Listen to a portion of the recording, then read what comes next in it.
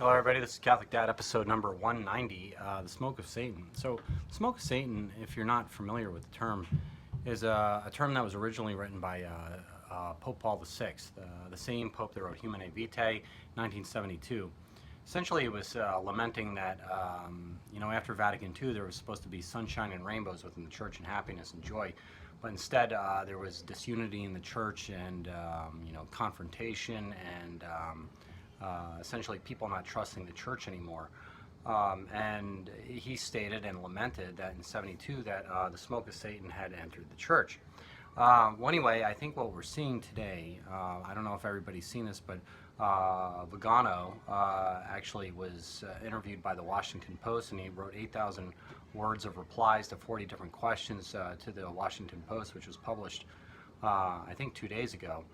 And Vigano, if you're not aware, is the archbishop that essentially turned the Pope in and told him he had to resign last year because of the sex crisis in America.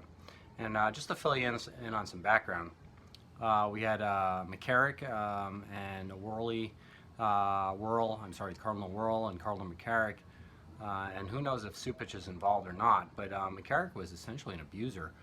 Somebody who essentially used his cardinal authority and abused a lot of seminarians, mostly young men, and essentially used them in ways that would not be, and were like completely unholy ways.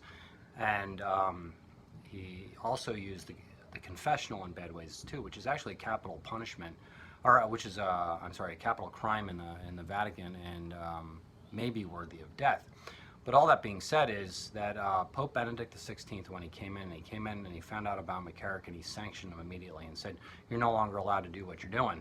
And he essentially laicized him and said, "You're no longer allowed to practice as a cardinal or a priest or a bishop or whatever else." And McCarrick kind of ignored the orders, this was all complicit with Cardinal Wuerl as well. Now, Benedict resigned, Francis came in, and Vigano, who was high up in the Vatican and ambassador to America, essentially said, the nuncio of America, essentially told Francis, "Listen, these dudes are bad, and they need to stay, laicized, and they need to be defrocked," essentially. And Francis, ignoring what Vigano told him, essentially promoted them, brought them back into the fold, and essentially gave them more authority in America. And Francis took all the conservative cardinals and bishops that Benedict was promoting and essentially stripped them of all their duties. And he took the secular, very, very liberal and progressive, not secular, but the liberal and progressive bishops and cardinals, and essentially promoted them, which not necessarily a good thing. But all that being said is the smoke of Satan has entered the church, as Paul VI predicted. And there are a lot of sex offenders high up in the Catholic Church right now, and right now they're covering for each other. Vigano came out the other day and essentially said that Francis was complicit. He said Benedict certainly knew about it, and John Paul II may have known about it as well. And, a lot of bad things are going to happen because there's a lot of investigations underway right now. And so I just wanted to give everybody essentially words of encouragement that the church shall be filled with hypocrites, do as they say, not as they do. The Holy Spirit in Christ Jesus will work this one out. The people that are responsible for this, hopefully they find their justice, and hopefully it's appropriate justice. And I don't know how deep it needs to go and who needs to carry it out. But the smoke of Satan, think about it. This was all post-Vatican II. It was when we were supposed to have this new enlightenment in the church, a new rebirth, a renewal, or whatever you want to call it. And that's when the Mass was completely liberalized. The traditional Latin Mass of Pius V was suppressed.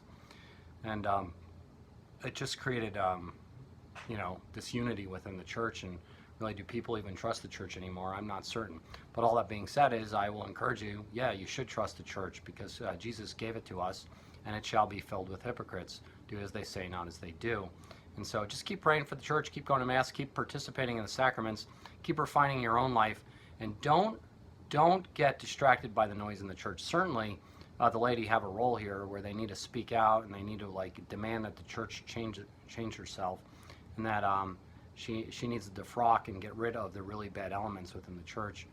But and also an update is McCarrick, after the Vagana letters came out, they defrocked him again. He's been defrocked since Francis promoted him. And so, well, anyway, this is Catholic Dad making you think about it. The church is pervasive with the smoke of Satan, but it still is Christ's church.